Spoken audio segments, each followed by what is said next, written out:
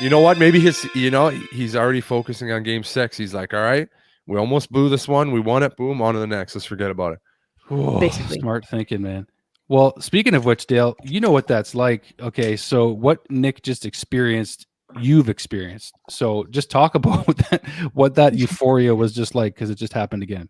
Yeah. So, I mean, I think anytime you score an OT winner, you dream of doing that. You're playing street hockey as a kid. You dream of doing it in the NHL. And, I had one in game 1, and then I had one to put us up 3-0, but never one to save our season. So this is like, I think it's even a level higher because, your season's on the line. You're 1 goal away from losing. And now, like, look at the swing of things here. Okay, great start. Didn't play as well down the stretch. Sat back. Goaltending was unbelievable.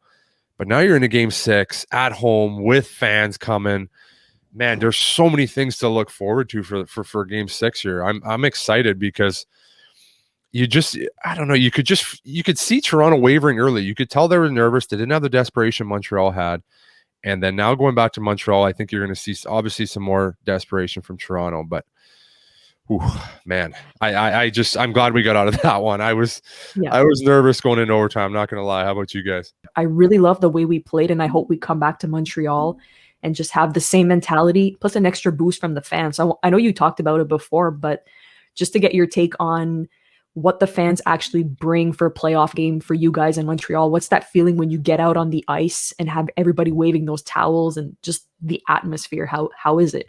Oh, it's incredible. There's just nothing like it. The noise, the adrenaline, like I literally can get goosebumps right now just thinking about the noise coming out of the Bell Center. Like it's just, you literally want to run through the wall. And even with 2,500 people, I think it's going to be wild in there. They're going to add the noise, that they normally do with no fans, but 2,500 people, the towels, it's going to be crazy. Just see some people in the seats. Like it's going to be such a good visual for the players. They're probably used to not seeing fans for all year long. Like I know last year I hated it. It was such a weird feeling. I didn't like it at all.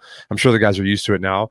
And the fans are just going to give them that boost. Like I think they're going to come out rocking in the first period for game 6. How is the play-in audio, like the fake fans and everything? Do you guys actually hear it or pay attention to it on the ice, or just blows right past you and it's not even that loud? Yeah, it was kind of weird. They were when I was there last year and we were in the bubble and they were doing it. It's weird because it doesn't sound real. It sounds like, you're adding a radio in the background. Like it was just weird. I just hated it. To have real fans, real noise. Saturday night, Montreal, Toronto playoffs, like the hockey gods couldn't have created a better time for them to play in the world. It's such a good release for people on what's going on. And then when they come and force game 7, it's going to be even better. Oh, hot take like coming in hot. Hot take.